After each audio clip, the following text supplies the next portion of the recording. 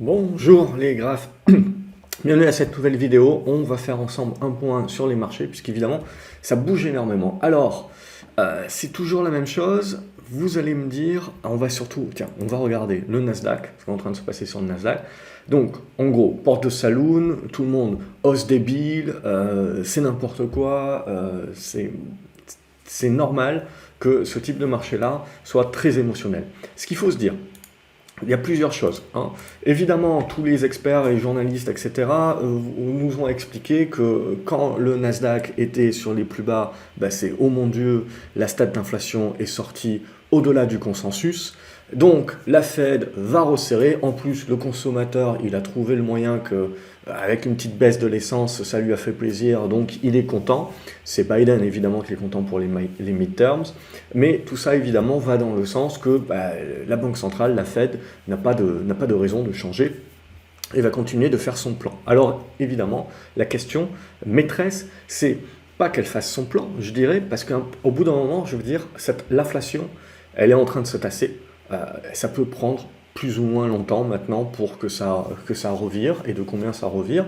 Mais l'idée, c'est pas ça. C'est pas ça le vrai pivot. Le vrai pivot, c'est OK. Les banques centrales, elles peuvent aller jusqu'où?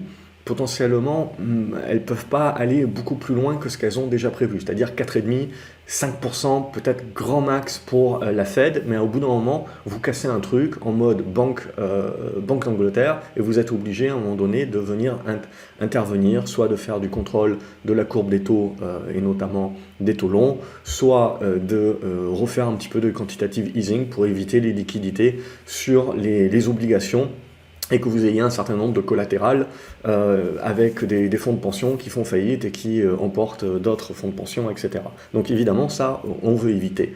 Donc, quelque part, le seul pivot que l'on peut avoir, et on en avait déjà parlé dans différentes vidéos, c'est juste le fait qu'une banque centrale vienne vous dire « Ok, très bien, l'inflation est encore élevée, mais bon, ça commence à se tasser. Donc, en gros, le plan que l'on a actuellement, on va le tenir. » Où on va devoir juste moins augmenter les taux que ce qu'on a prévu. Donc ce qu'il faut bien vous dire là, c'est que le marché, quand il est à 10 500 points, 10 500, 10 700 points, il price le fait que la Fed va encore monter ses taux de 0,75 en novembre, de 0,5 ou 0,75 en décembre, et une fois supplémentaire également au premier trimestre 2023.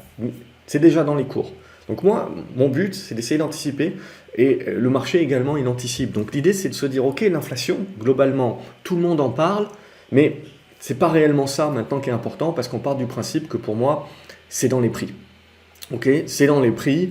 Le fait que la Banque centrale américaine et la BCE également vont monter les taux sur les prochaines réunions, c'est dans les prix également. Seul truc qui n'est pas dans les prix, voilà, c'est quand les stats ressortent un petit peu au-dessus des attentes, on se dit qu'ils vont les monter encore plus. Mais pour moi, il y a une limite qui est le piège des banques centrales, et il y a une autre limite, c'est que même si l'inflation perdure, elle commence quand même à se tasser. On va également, on le voit dans les résultats des sociétés qui commencent à sortir, on voit également qu'on a beaucoup de sociétés qui ont des chiffres d'affaires qui baissent, mais ont réussi à compenser par la hausse des salaires. Cela marche essentiellement parce que le consommateur a encore de l'argent, n'est pas encore touché par la récession, il n'a pas perdu son job. Donc tout ça, évidemment, c'est un cercle. Donc c'est ça que l'on voudra attendre de voir, et c'est pour ça aussi on a tous les gouvernements, tout le monde qui aide, donc c'est sûr que ça empêche également, on va dire, les choses de s'accélérer. Donc là aussi, c'est pour ça que ça dure un petit peu plus longtemps que ce qu'on voudrait bien. Mais toujours est-il que pour moi, voilà, ça c'est un élément, mais l'élément qui est plus important, et qui va être plus important, et on va peut-être le voir avec les résultats des sociétés, c'est bien de se dire que pour répondre aux différentes pénuries, on a énormément de sociétés qui ont investi, qui ont produit cher, on le voit avec les prix à la production, et qui se retrouvent dorénavant avec du stock juste quand on arrive dans une période où le consommateur commence à plus avoir trop de ronds et va commencer à devoir choisir. Donc ce stock, ce surplus de stock, etc., à un moment donné, il vient sur le marché et il est obligé d'être bradé, d'être vendu moins cher. C'est ce qui crée l'accélération. Et évidemment, on le voit, on commence déjà à faire attention aux emplois, etc. Et donc ensuite, c'est un cercle. Tout cela, c'est un paquebot. Je n'ai cessé de le répéter. C'est normal, ça avance lentement. Mais quand ça prend la tangente, la problématique, c'est que même si vous prenez des dispositions pour essayer de ramener le tout à la moyenne, au centre, eh ben vous devez avoir un effort qui est encore plus important. C'est comme quand vous pagayez dans un sens. Si vous mettez trop de puissance sur un côté, à un moment donné, si vous voulez revenir au milieu, il va falloir un effort encore plus important de l'autre côté. Et en règle générale, si vous n'anticipez pas, eh ben, vous allez dériver de l'autre côté et vous allez galérer comme ça à faire du yo-yo contre-productif. Donc ça, typiquement, c'est éventuellement ce que les banques centrales nous feront. Mais l'idée, c'est que c'est ça pour moi le tournant éventuel, c'est qu'une banque centrale, c'est réactif, donc ça n'anticipe absolument pas et ça va réagir aux statistiques. Comme ils regardent des statistiques qui sont en retard par rapport à l'économie globale et à l'avancée de l'économie, et c'est de la même façon que quand vous montez les taux n'ont pas un impact direct, sauf les opérateurs qui anticipent et qui vont, par exemple, réduire les embauches, réduire les investissements ou des embauchés en anticipation de difficultés. Ils ne sont pas nécessairement déjà dans la difficulté, ils vont anticiper de cela. Alors évidemment, il faut le justifier selon les pays, mais toujours est-il, voilà un petit peu les éléments, et donc bien comprendre également que tout ça est un paquebot, tout ça prend du temps à se mettre en place, et derrière, il faut faire attention à regarder ces indicateurs en retard. Donc on sait très bien qu'on va vers du ralentissement économique, et donc pour moi, ce qui va être plus important pour les marchés, c'est plus tellement l'inflation, la hausse des taux. Pour moi, on a pricé globalement dorénavant ce qui pouvait être fait, et je ne pense pas que les banques centrales peuvent aller bien plus haut que ce qu'elles ont déjà prévu sans casser quelque chose dans l'économie et créer du collatéral. À partir de ce moment-là, l'élément central, donc, c'est la récession. Et donc, c'est le ralentissement économique tout court, ou récession est quelque chose de bien massif. Et c'est là-dessus qu'on va certainement s'écharper dans les prochains mois. Alors les résultats des sociétés, pour l'instant, je dirais, ils vont commencer à être impactés, mais pas encore globalement. On voit, tout le monde parle que ça va être plutôt le 4e trimestre ou le début 2023 qui vont être compliqués. Éventuellement, où on va vraiment voir les sociétés peut-être galérer un petit peu plus sur leurs résultats, mais toujours est-il, voilà, c'est ça qui va être vraiment le nerf de la guerre maintenant, c'est en gros quelle va être la force de la récession. Mais encore une fois, les marchés boursiers, je ne cesse de le répéter, mais ils anticipent 2 fois, 3 fois, 4 fois, 5 fois en avance que la chose se réalise réellement. Donc on en est là aujourd'hui. Donc ce qui a été très intéressant, je pense, dans la séance d'hier, c'est que vous vous souvenez, on dit souvent en bourse que l'on va acheter la rumeur et vendre la nouvelle. Si vous retournez la table et que vous mettez dans l'esprit d'un vendeur à découvert, lorsque vous avez la statistique du chômage qui sort, que cette statistique-là est pire que prévu, même si globalement, en fait, on est au même niveau, on est en train d'osciller entre 8,3, 8,2, 8,1. En gros, l'inflation est en train de se tasser. C'est ce qu'on est en train de construire le pic, mais comme je vous avais dit, le pic, il ne faut pas croire que c'est comme ça et derrière vous rebaissez en ligne droite. Non, c'est plutôt quelque chose d'arrondi. C'est ça qui prend du temps. Et ça, pour moi, c'est l'élément central où il faut bien se dire qu'en gros, quand vous ouvrez avec un gap à moins 2%, etc., vous avez fait le job. Donc, ce qu'il faut bien se dire, c'est pas dans l'idée, la stat, inflation, finalement, on a voulu y voir du bon, etc. Non, on n'a pas du tout voulu y voir du bon, on y voit du mauvais. Par contre, ce qu'il faut bien vous dire, c'est que tout le monde s'attend à ce qu'à un moment donné, quand vous avez un portefeuille, quand vous continuez de conserver vos actions, vos titres, vos trackers, en fait, vous vous couvrez. Et donc, pour éviter la baisse, vous allez vous couvrir avec tout un tas de produits dérivés, des options, etc. Et donc, à partir du moment où, finalement, la nouvelle arrive, eh bien, vous débouclez vos positions. Puisque vous êtes protégé de ce risque-là. Le moment où le risque arrive, globalement, tous ceux qui avaient dû vendre en anticipation de ce risque ont vendu. C'est ce qui se passe dans tout marché baissier, en règle générale. Les gens, ils n'attendent pas que le risque se matérialise pour vendre. Ils vendent en anticipation en pensant que, ah oui, ça va arriver, donc je me défausse. C'est pour ça que les marchés baissiers sont en avance par rapport à la dégradation économique. Et les marchés haussiers sont en avance par rapport au renouveau économique. Donc c'est bien comprendre le facteur d'anticipation des opérateurs et donc des marchés.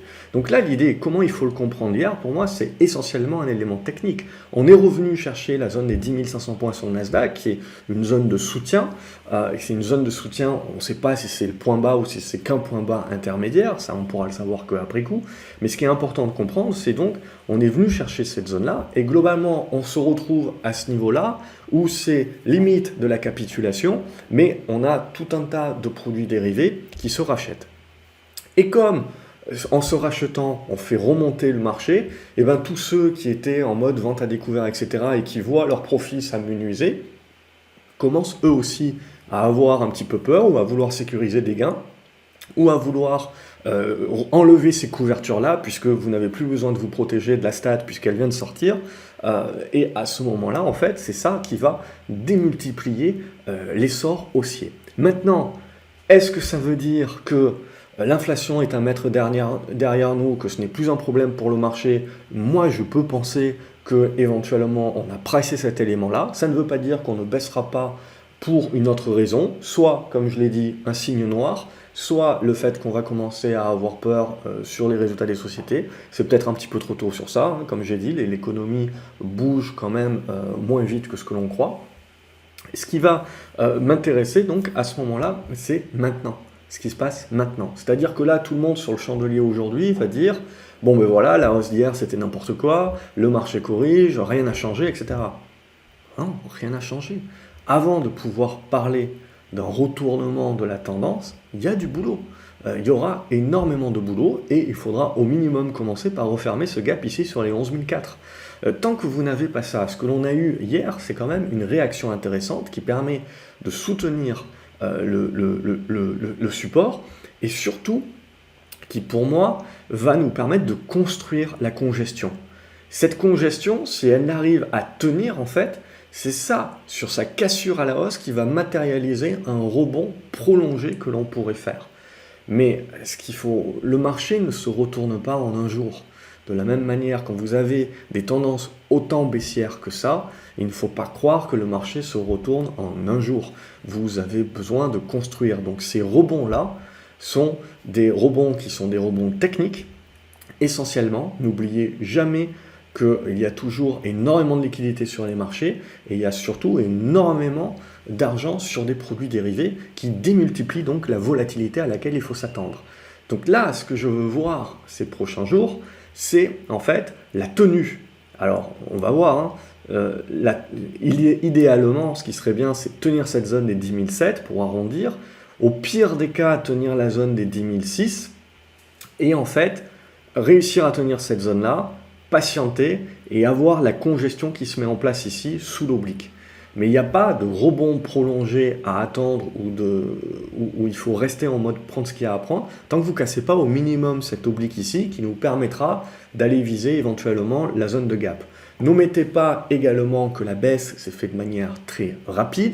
On n'est pas à l'abri en effet de regagner 1000 points sur le Nasdaq sans pour autant que ça ne change rien à la donne et que ça n'en demeure juste qu'un rebond au prorata de la baisse, mais qui ne retourne absolument pas la tendance à la hausse. Et pour moi, tant qu'on est sous les 12 000 points, il n'y a pas de retournement à la hausse. Donc on est juste en train de jouer des rebonds qui éventuellement peuvent construire et congestionner, casser par le haut pour donner un rebond prolongé, mais à ce stade, pas plus. On n'en est pas là. Il va falloir encore pas mal d'attente et de chandelier. Donc pour moi, on réagit à un excès baissier, on va corriger cet excès baissier-là, et maintenant ce que l'on attend, c'est la suite. Donc pour moi, cette zone des 11 003, 11 000, 11 004, 11 006, là, ça va être vraiment la zone de tampon.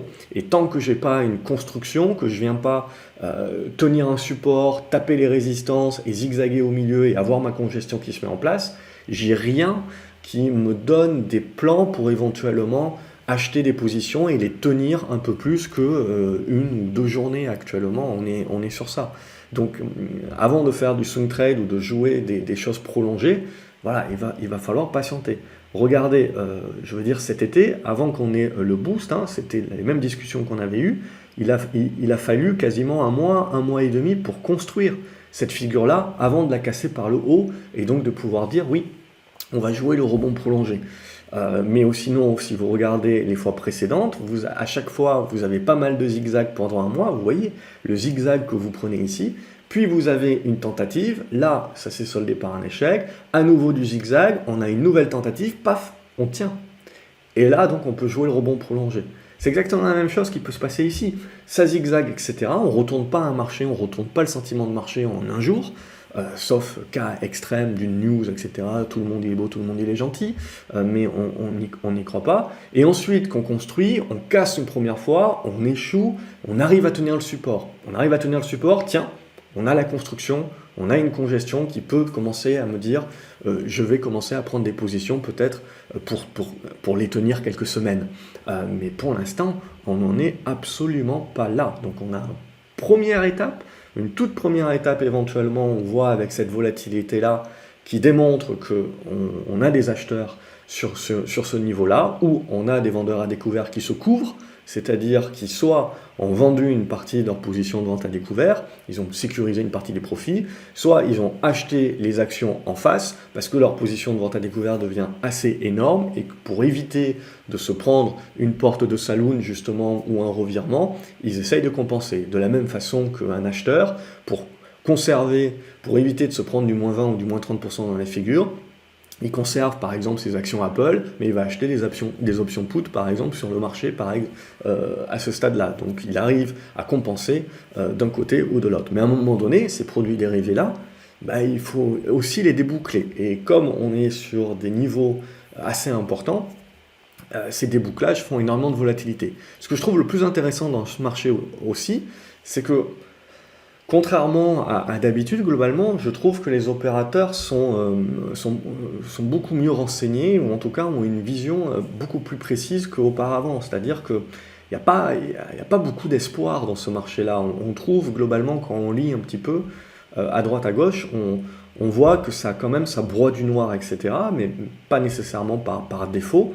Donc c'est là aussi, c'est dans ces moments-là où vous pouvez avoir les rebonds. Mais il ne s'agit pas de s'emballer, il s'agit de considérer que c'est des mouvements de respiration, des mouvements de retracement. Mais avant que ça se retourne à la hausse, il va falloir construire les éléments. Donc pour moi, les éléments qui sont les plus importants, on va les trouver sur les taux.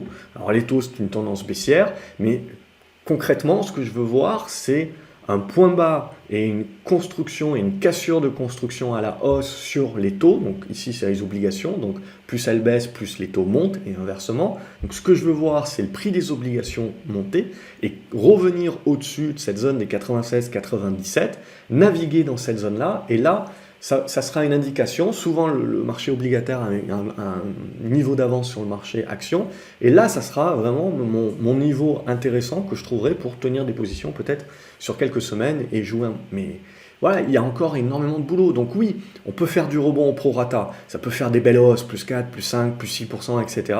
Mais il faut s'attendre à ce que les vendeurs vous retombent dessus. Pourquoi ? Parce qu'on se retrouve avec énormément d'acheteurs qui, comme moi, voit que le marché n'est quand même pas en tendance, donc on joue le rebond, on joue les excès, on joue le côté technique, mais on est là pour prendre ce qu'il y a à prendre, donc on prend nos profits. On n'hésite pas à prendre les profits, et si jamais le plan ne se déroule pas, on n'hésite pas, et sur cassure du support, à également prendre notre perte. Donc c'est ce qui renforce la volatilité, puisque vous avez énormément d'intervenants qui sont plus court terme, et c'est ce qui va renforcer également le fait que les premiers rebonds, nécessairement, si vous n'avez pas de news par derrière, nécessairement doivent donner lieu à une correction, à un retracement, à une reprise de souffle. Parce que c'est comme ça qu'une construction doit se mettre en place. C'est le yo-yo, le zigzag, jusqu'à ce qu'on puisse créer la figure de congestion qui, là, sur cassure à la hausse ou à la baisse, nous donnera une nouvelle tendance qu'on pourra suivre peut-être plus longtemps sur quelques semaines. Donc ça, pour moi, voilà, c'est l'élément principal. Donc je veux le voir également, avant de commencer à croire à du plus moyen terme sur les actions, je veux le voir également sur l'obligataire. Je veux le voir également sur l'euro-dollar, parce que pour moi, c'est là où ça sera intéressant. Si les taux se détendent, le dollar se détend, les pays émergents se détendent, les matières premières se détendent, l'Europe éventuellement se détend également. Donc ça, c'est ce qu'on veut voir aussi. Et là, tiens, regardez, Sur la stat, on fait le point bas, on fait la mèche. Donc ce qui est intéressant, c'est de voir que l'euro finalement, enfin le dollar en l'occurrence, ça tient beaucoup mieux que le marché action, mais concrètement parlant, c'est exactement la même disposition. C'est-à-dire qu'on a fait du rebond ici, on fait le retracement, et donc la construction est en train de se mettre en place. Si on fait un truc comme ça, évidemment, là, c'est plié boutique, capitulation, et on n'en parle plus. On remet tout à plus tard. Mais tant qu'on va tenir cette zone-là, pour moi, ça nous permet de congestionner. Alors oui, ça veut dire qu'il faut accepter pendant un certain temps à avoir pas mal de yo-yo pour que la congestion s'affine. À partir du moment où on sera au bout, et ça va, c'est intéressant parce que quasiment tout va coïncider sur novembre, hein, comme par hasard, sur les midterms, mais éventuellement le marché peut anticiper. Et donc, il est en train d'ores et déjà de nous construire les figures qui vont nous intéresser pour la fin d'année. Donc là, à ce stade-là, pour moi, l'euro, dollar, les taux, etc., les actions, me dénotent un point bas, une réaction. Ce que je veux voir maintenant, c'est le retracement qui, pour moi, est sain. Mais ensuite, c'est la tenue de ce retracement. Je ne veux pas aller revisiter les points bas. Je veux tenir ce retracement. Et là, je veux commencer à avoir moins de volatilité et à congestionner. Et ça, c'est ça qui va m'intéresser pour me dire, tiens, ok, je peux peut-être essayer de devenir un peu plus moyen terme et jouer une tendance peut-être sur la fin d'année. Mais en attendant, c'est encore un petit peu tôt, il faut que je laisse tout ça maturer, il faut que j'accepte donc que pendant ce laps de temps, il y a certainement du yo-yo qu'on va se prendre dans la figure en attendant que le marché puisse se régler. Une fois qu'on a dit ça, on peut également regarder l'or et on va retrouver les mêmes éléments. Donc on voit un rebond sur l'or sur, ok, à nouveau l'espoir, le pivot, le truc, le machin, puis on douche l'espoir une nouvelle fois. Mais petit à petit, ce qu'il faut bien vous dire, c'est comme j'ai dit en début de vidéo, tout ça, ça commence de plus en plus à être intégré. Et donc plus en fait, on intègre le fait qu'il y a l'inflation, etc. Plus vous avez de la volatilité, parce que tout le monde est au courant, tout le monde a peur, tout le monde se protège, donc vous avez de la volatilité, etc. Mais plus également, petit à petit, ça va avoir de moins en moins d'impact sur le marché. Parce qu'on est tous au courant. Je veux dire, encore à Jackson Hole, à la limite, on pouvait jouer les effarouchés en mode oh mon Dieu, on croyait qu'on allait avoir le pivot, on l'a pas, même si bien entendu c'était pas prévu pour, mais bon, Powell avait tapé bien plus fort que ce qu'éventuellement on pouvait se dire, donc là à la limite on pouvait jouer les vierges effarouchés en se disant oh mon Dieu, c'est nouveau, mais là je veux dire ça surprend personne, hein. Donc je veux dire c'est que de la gestion du risque, et si vous faites pas de la gestion du risque sur les stats actuellement du CPI de l'inflation, vous savez très bien que vous allez vous prendre des sacrés drawdowns sur le portefeuille. Après c'est libre à chacun d'accepter ou pas ces fonctions de profil. Mais toujours est-il, c'est ça les éléments. Donc pour l'or, c'est le même élément pour moi, c'est-à-dire on fait de tentatives, on redéçoit, mais ce que l'on se rend compte, c'est que on fait les tentatives en mode espoir d'une manière de moins en moins espacée dans le temps. Et ce qui va être le plus intéressant, c'est quand les vendeurs ne vont plus être dans la capacité d'enfoncer les marchés autant que précédemment. Donc ça veut dire que petit à petit, ça validera que le côté inflation, oui, c'est important, oui, ça fait peur, etc. Mais de plus en plus, quand même, on commence à se dire qu'on est au courant et on l'a pricé. Et mis à part qu'on s'arrête, on repart à 10% d'inflation aux US, etc. Globalement, voilà, je pense c'est là où on va commencer à construire les choses. Donc même chose sur l'or, on va construire les choses. De toute façon, l'or c'est simple, hein, il a besoin que le dollar baisse, il a besoin que les taux baissent également pour retrouver un petit peu de sa superbe. Alors c'est des tendances qui sont baissières, même chose sur argent, c'est grosse tendance baissière, et donc là vous voyez, vous avez quand même des à-coups avec des rebonds qui sont quand même très intéressants, hein.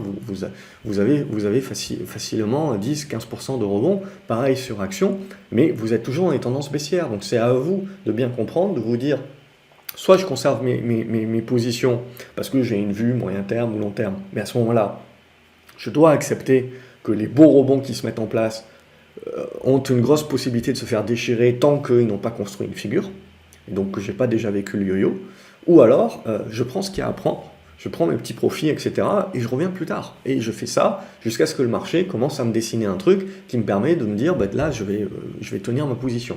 Et la stratégie, justement, c'est de prendre des profits comme ça sur les mouvements de marché, parce qu'une fois que vous avez la figure moyen terme, vous êtes beaucoup plus dans la capacité de prendre les positions et cette fois-ci de les tenir, parce que vous avez encaissé pas mal de gains sur votre trading auparavant. Donc du coup, le fait de tenir une position moyen terme devient beaucoup plus simple, parce que même si c'est pas encore le bon moment, que ça pète par le bas, ça fait une petite perte, mais comme vous avez encaissé pas mal de petits gains au préalable, mentalement parlant, c'est peut-être plus simple de pouvoir tenir des positions si ensuite ça part dans le bon sens. Allez, j'ai pas oublié, on va se faire également le pétrole. Donc le pétrole, pour moi, je vais dire, on va se battre pour garder les prix du pétrole bas jusqu'au mi-term, bien entendu. Puis on se rendra compte que les banques centrales ne peuvent pas monter les taux trop haut, qu'il y a de liquidité sur le marché obligataire qui peut faire courir un risque systémique, blablabla. Donc la Banque centrale américaine fasse éventuellement du QE temporaire, ça sera temporaire bien entendu, et puis après le temporaire ça sera transitoire. Et tout cela évidemment, c'est-à-dire que quand on va avoir peur de la récession, on peut avoir les matières premières et donc le pétrole qui baisse. Mais à un moment donné ou à un autre, évidemment, il faudra supporter l'économie et à ce moment-là, on se rendra compte que l'inflation n'est pas si grave que ça. On expliquera au peuple qu'il faut accepter un petit peu d'inflation. On expliquera également que l'objectif d'inflation à 2% des banques centrales, c'est plus le bon, que cette décennie-là, on va la mettre à 3%.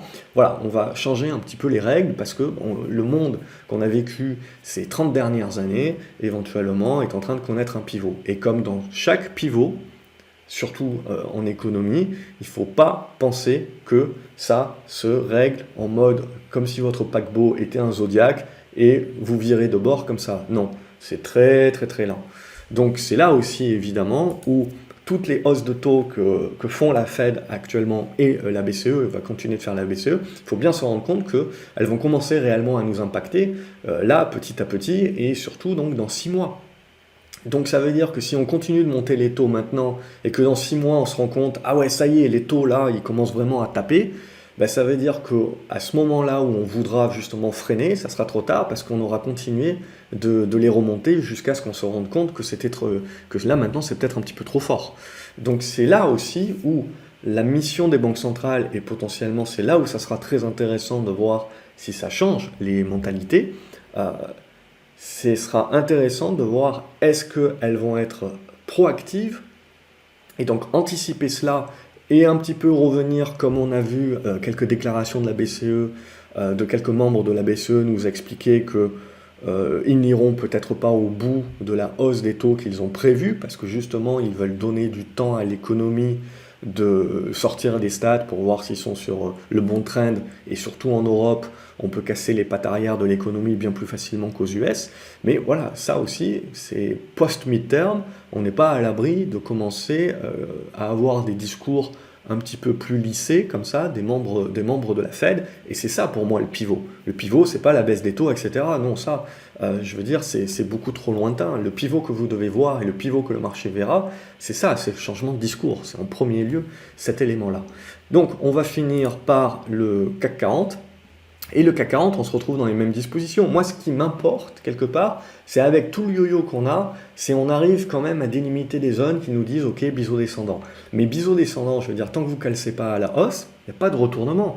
Et ce que l'on voit juste ici en gros c'est qu'on a énormément d'espace dans la figure. Donc ça veut dire qu'il faut s'attendre à de la volatilité sans pour autant que la tendance de fond change. Donc ça veut dire que si la tendance de fond ne change pas, c'est-à-dire que quand je commence à arriver un petit peu vers la zone haute, il faut que j'accepte soit de prendre des profits, soit que ça va retracer à un moment donné. Donc là, on se retrouve sur cette ligne-là. Donc on a validé les 6040 aujourd'hui en résistance. On a un petit gap ici qui, à mon avis, on ira potentiellement le refermer la semaine prochaine, sur les 5870, qui était la zone pivot un petit peu tout au long de cette semaine qu'on a fini par casser hier.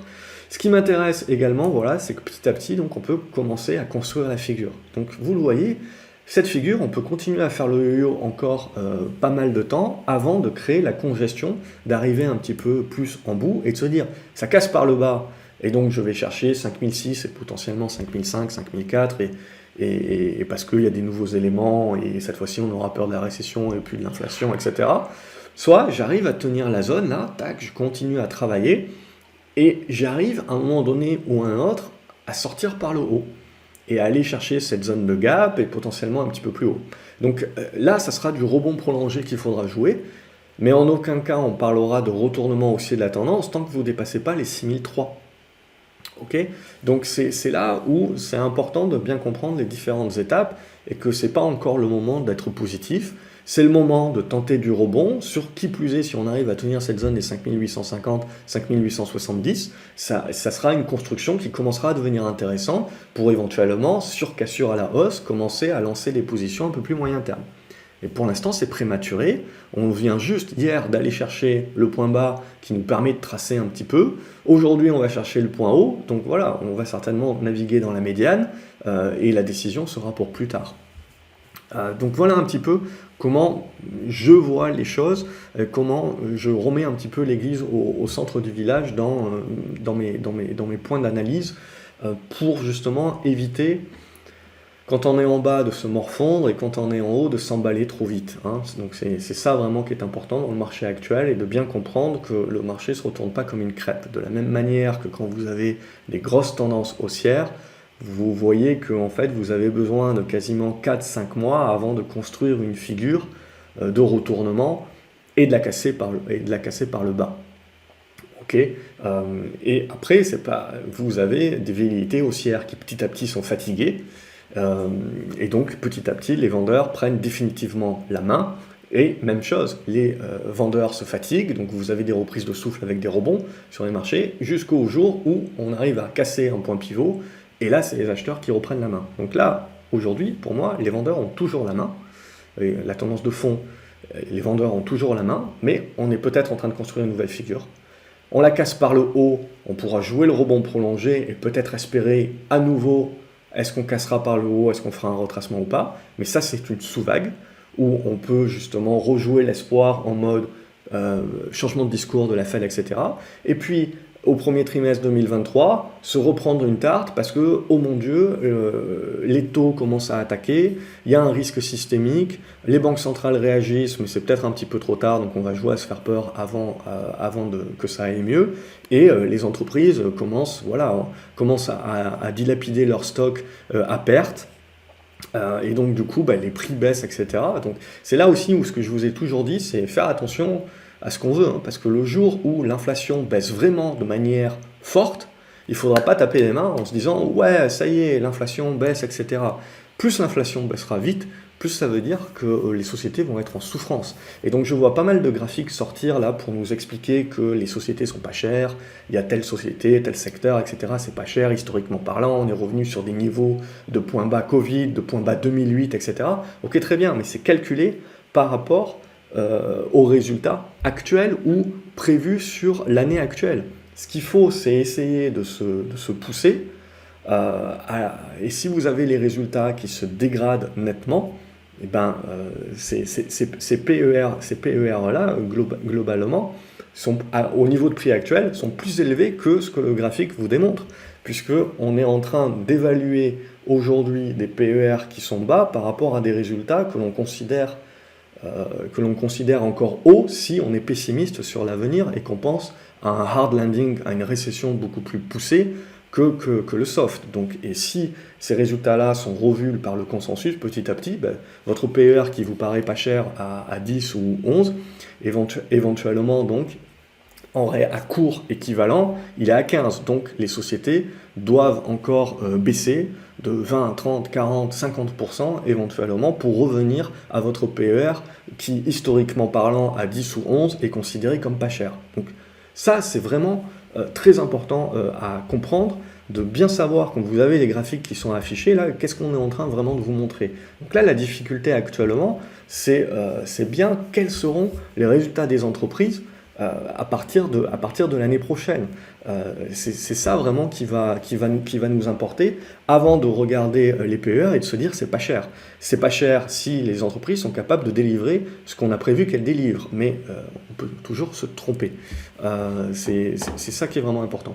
Allez, on va passer aux actions rapidement.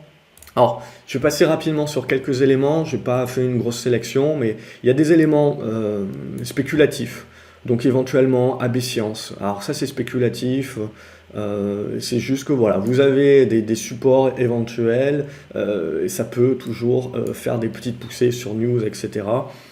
Voilà, l'avantage je dirais de ces titres-là, c'est bon, il n'y a pas des grosses positions à prendre, et si ça casse ici par le bas, merci, au revoir.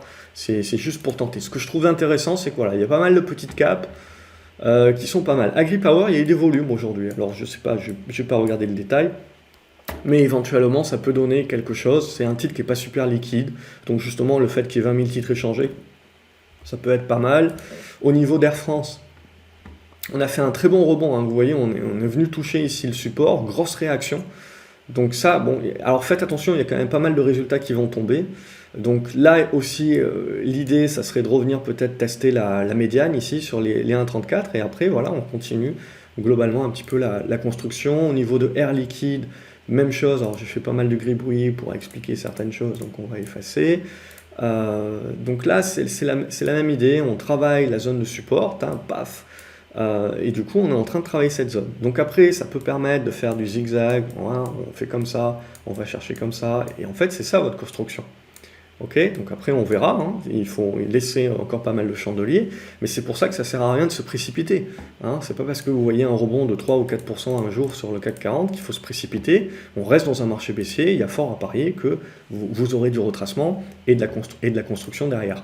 Alibaba, on est en train de naviguer un petit peu trop avec les points bas. De toute façon, pour moi, tant que vous cassez pas cette zone des 85 $, on se remet pas dans des bonnes dispositions. Amoeba, donc ça fait partie des titres spéculatifs.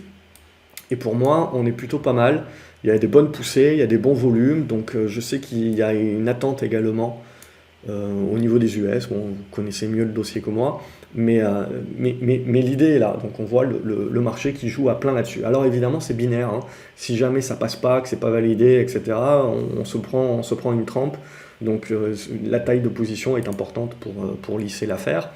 Amundi également, donc vous voyez une tendance baissière de fond, mais voilà, on commence à zigzaguer comme ça, hop, on fait du zigzag, et puis à un moment donné, peut-être que ça va passer, et on va pouvoir commencer à construire des figures. Ok, voilà, c'est typiquement des hypothèses de travail, mais c'est bien comprendre qu'avant d'avoir les figures qui permettent éventuellement d'avoir des retournements un peu plus moyen terme, il y a pas mal de zigzags. Donc c'est des moments où il faut s'attendre que ce qu'on gagne un jour en l'attend à plus 3 ou plus 4%, il faut s'attendre à ce que le marché nous le reprenne parce que il est en train de construire. Apple, sinon, elle aussi construit. Ce qui est important pour moi, c'est de conserver à peu près la moitié du chandelier ici, donc cette zone des 138, 139 à peu près. Donc là, pareil, donc on fait un très bon rebond, mais même chose, la tendance est baissière. Je peux même affiner un petit peu mon oblique, un petit peu plus pentu. Donc voilà, la tendance de fond est baissière, donc vous avez des rebonds pro rata qui se font, mais maintenant, ce qu'il faut attendre, c'est que ça digère, ça tienne un support, et donc ça permette la congestion. Et c'est là où on pourra jouer éventuellement quelque chose de prolongé ou pas.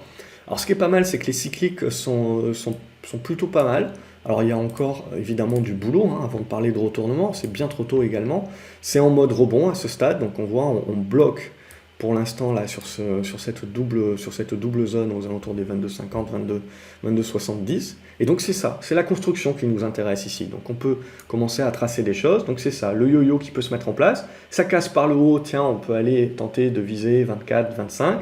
Ça casse par le bas, oh mon Dieu, la récession. Et on revient chercher un coup de 19. Et on reste dans une figure en biseau à ce moment-là, un plus large. Donc n'omettez pas également que, éventuellement, à court terme, on construit des figures, mais vous êtes peut-être dans des figures plus larges, donc des figures dans des figures. Donc l'horizon de temps est très important. ASM également, on a joué à se faire peur, comme tous les semi-conducteurs hier. On fait le rebond. Ma foi, je veux dire, vous restez dans une tendance baissière, donc on retrace pas mal aujourd'hui, mais on retrace pile poil, ça qui m'intéresse, le précédent plus bas. Donc le tenir, ça serait pas mal pour retenter du rebond, faire un truc un petit peu erratique ici, mais dans le côté chaotique, continuer la congestion et la construction. Sinon, évidemment, vous recassez par le bas, et évidemment, je ne vous fais pas un dessin. On accentue, on appuie la tête sous l'eau de tout le monde. Athos, à chaque fois que je dis que ça commence à résister, elle se prend un tampon, donc je ne vais pas le dire. L'idée, voilà, c'est que on a alors j'essaye de ne pas le lire, mais c'est compliqué. On a un bon support, je dirais, voilà, sur cette zone des 8 euros. Ça casse par le bas, on reviendra plus tard. Tant que ça tient, on le tente. On le tente, il y a ce niveau des 8,80 € à dépasser, et ensuite il y a surtout ce niveau-là des 9,30 €. Et là, éventuellement, on pourra commencer à parler de retournement. C'est un processus qui peut être assez long sur ce titre-là, mais c'est un début. Okay, c'est un début. Au-dessus des 8 €, il y a du mieux.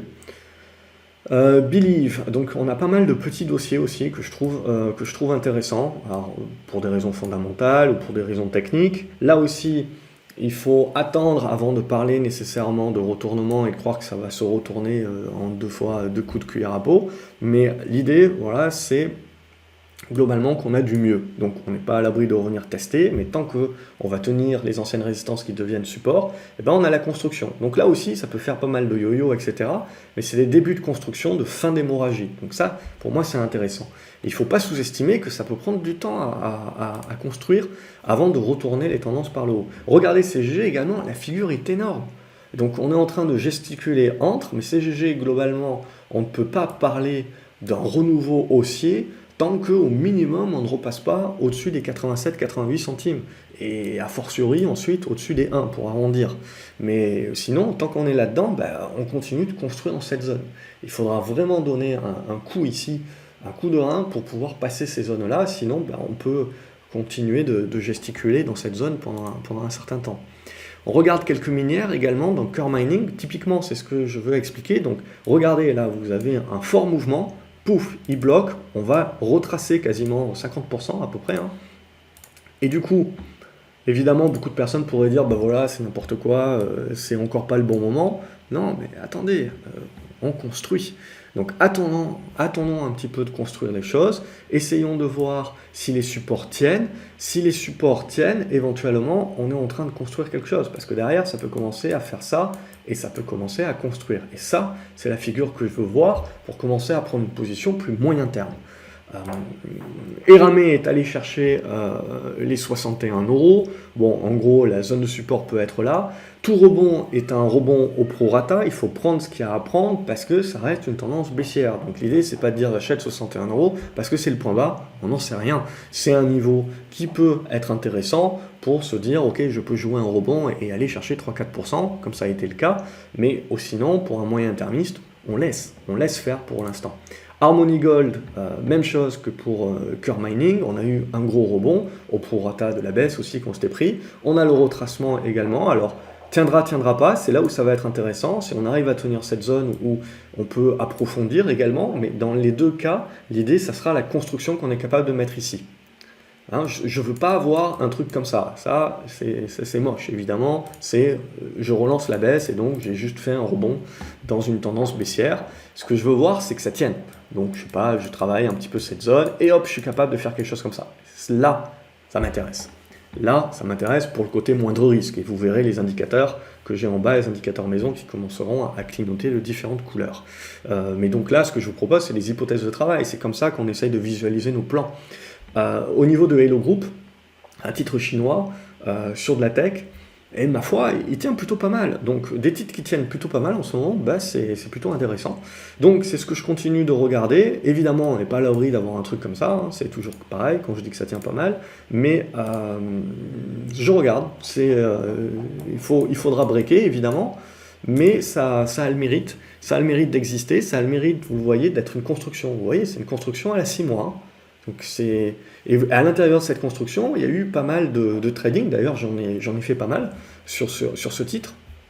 Donc il y a eu des mouvements de trading de court terme, mais voilà, c'est important de ne pas hésiter à prendre des profits parce que vous savez très bien que ma figure, elle est en train de se façonner.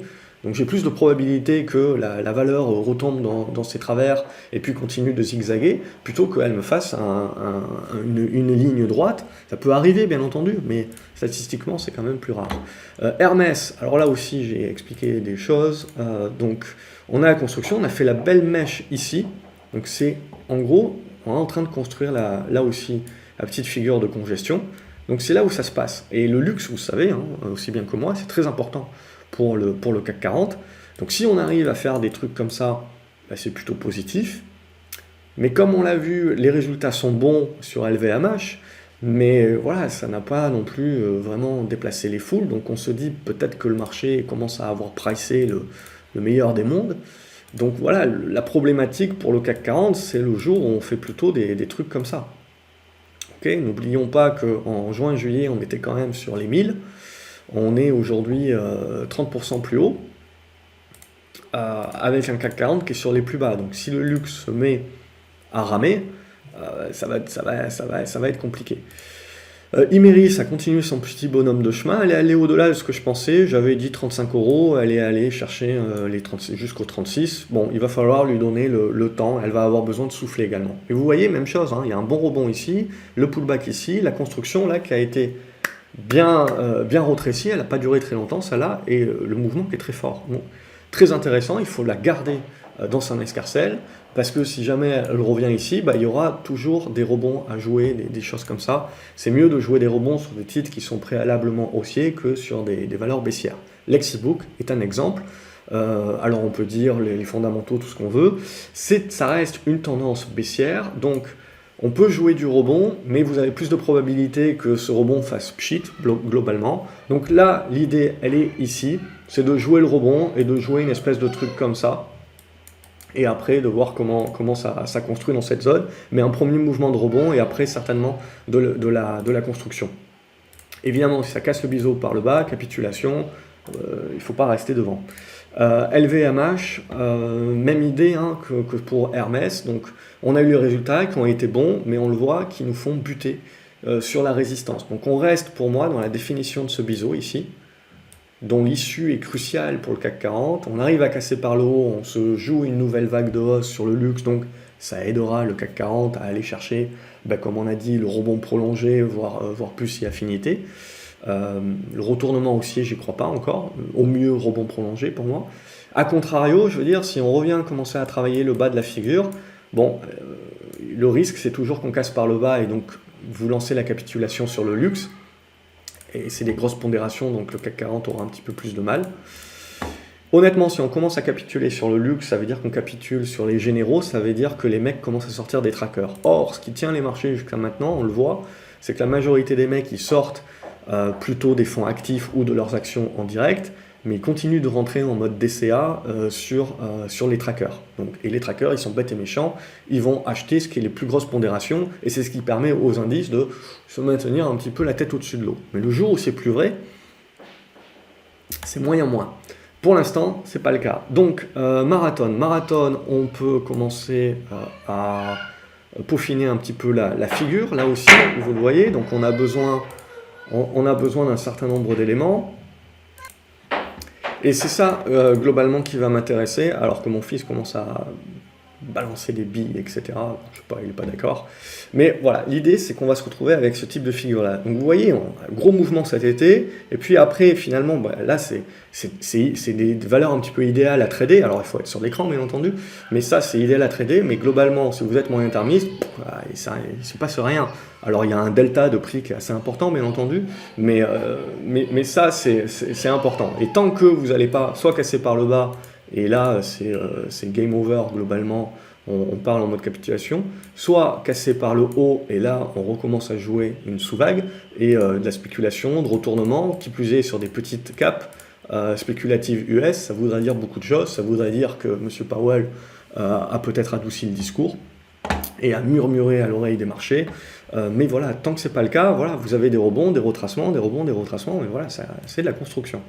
Nanobiotics, alors là c'est une biotech, alors il faut toujours faire attention, biotech c'est binaire, etc. Mais même chose, on a la figure. Cassera pas par le haut, c'est ce qu'on peut éventuellement jouer, même si ça casse par le haut, les prises de profit pour moi c'est dans cette zone-là globalement. Hein, l'ancien plus bas ici, qui a joué un rôle de résistance là, c'est ce qui peut jouer. Après on verra, il y aura peut-être une autre figure. Mais ça peut se jouer aussi. Neoen, je l'ai gardé dans la liste, mais mis à part du rebond technique, vous n'avez pas grand-chose. Hein, voilà. On est en train de construire un petit peu ces biseaux comme ça. Donc là, l'idée, c'est que si ça casse par le bas, c'est capitulation. Mais même si ça casse par le haut, il ne faut pas se dire « ouais, on s'emballe, c'est la fête, retournement haussier ». Non, il y a fort à parier que vous revenez ici.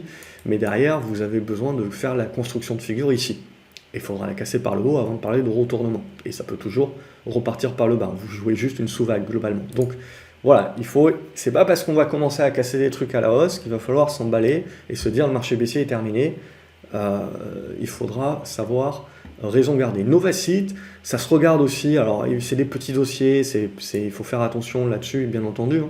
Mais je les propose parce que ça peut avoir une dimension quand même spéculative et on a les constructions qui se mettent en place. Évidemment, il faut casser par le haut pour avoir la spécu et éventuellement venir viser, je sais pas, la zone des 1,20 par exemple, ça peut être un premier niveau. Pourquoi pas. Autre biotech, c'est aux US, celle-ci, c'est Ancternal. Alors je suis actionnaire, hein, je publie, je ne vais pas dire dans la vidéo de quoi je suis actionnaire ou je ne suis pas actionnaire, je publie les chroniques quasiment quotidiennement, vous pouvez voir ce que j'ai en portefeuille, en tout cas dans mon portefeuille dynamique.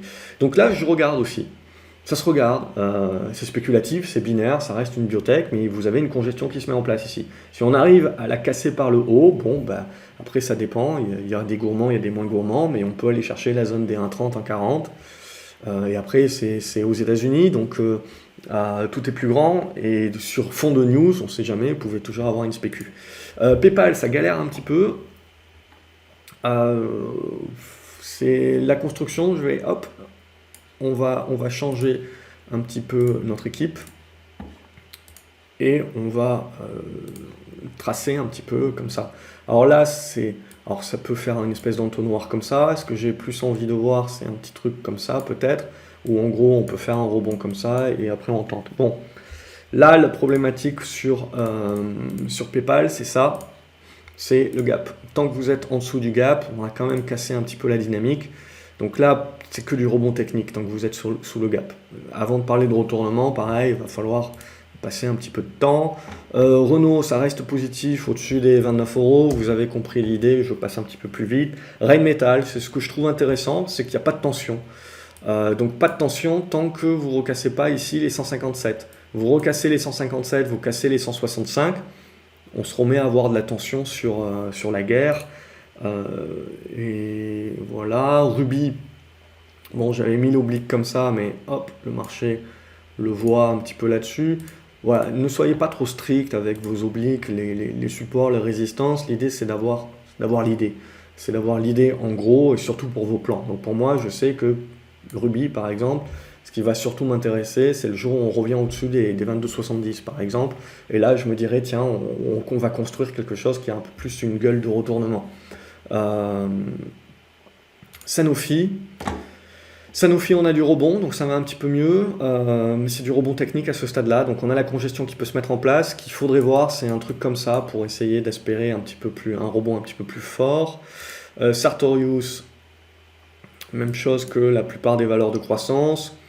On a corrigé, on a rebondi, on a validé la résistance. Tant qu'on ne casse pas ça à moyen terme, on reste un petit peu dans une tendance qui se construit, hein, pareil. Donc là, du zigzag, vous cassez par le bas, on se reprend un coup de oh mon Dieu l'inflation, oh mon Dieu la hausse des taux, oh mon Dieu la croissance c'est de la merde. Et sinon, cassure par le haut, on se détend. Schneider Electric, même chose, va falloir travailler la zone. Hein, donc là c'est ce qu'on attend, hein, donc, du zigzag, travailler la zone.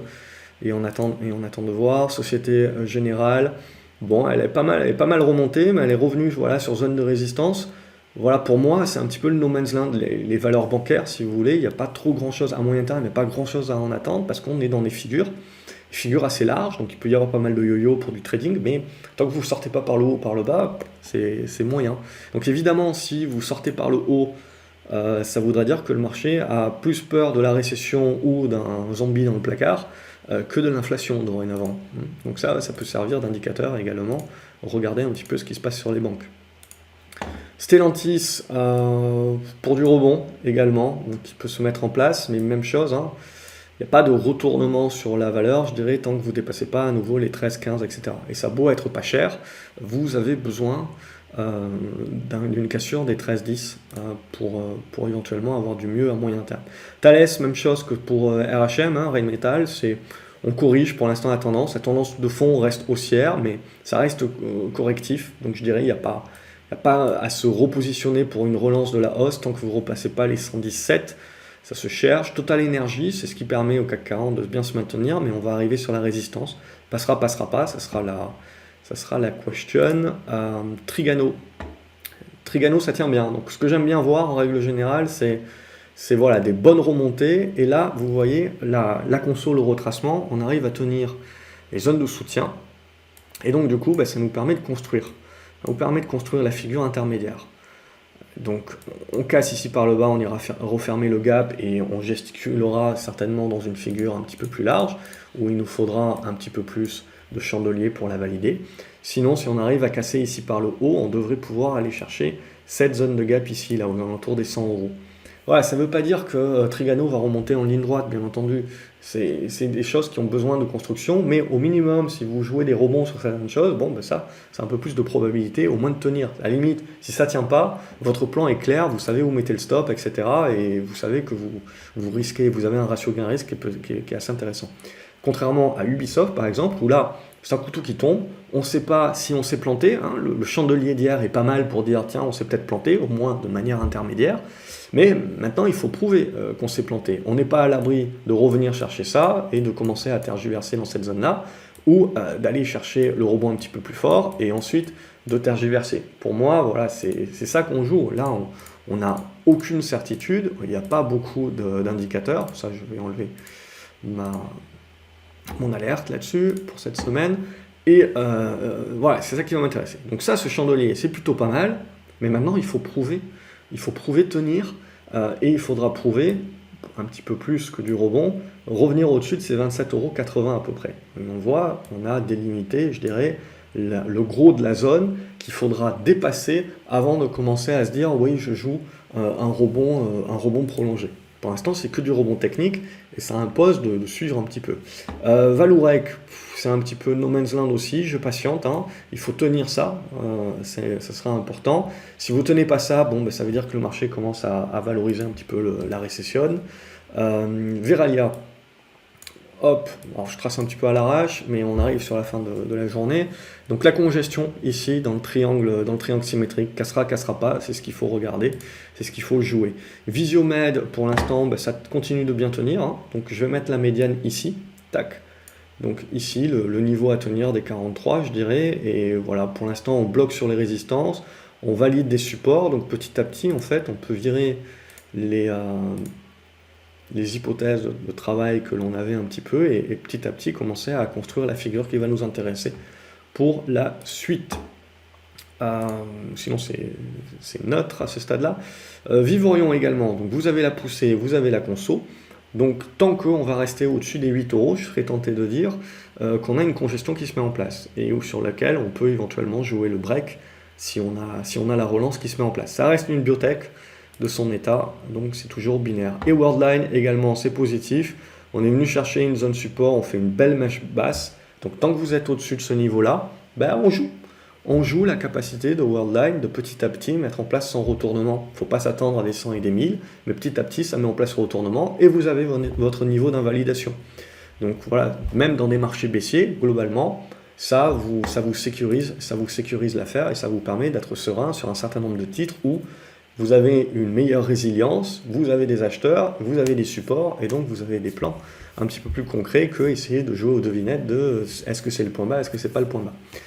J'en profite donc pour vous remercier de suivre ces vidéos jusqu'au bout. N'hésitez pas à les liker, à les partager également sur les réseaux et à vous abonner à la chaîne. Ça aide énormément la chaîne à se faire connaître et à aider potentiellement d'autres investisseurs. Donc merci beaucoup pour vos likes, vos pouces en l'air, les partages sur les réseaux sociaux. Ça fait également plaisir à mon ego. Donc je vous souhaite un excellent week-end et je vous dis à lundi pour continuer à voir où on met les chandeliers et petit à petit y voir un petit peu plus clair sur qu'est-ce que le marché veut nous construire pour qu'on puisse jouer cette fin d'année peut-être d'une manière un petit peu plus moyen terme. Excellent week-end une nouvelle fois les graphes, à la prochaine, salut.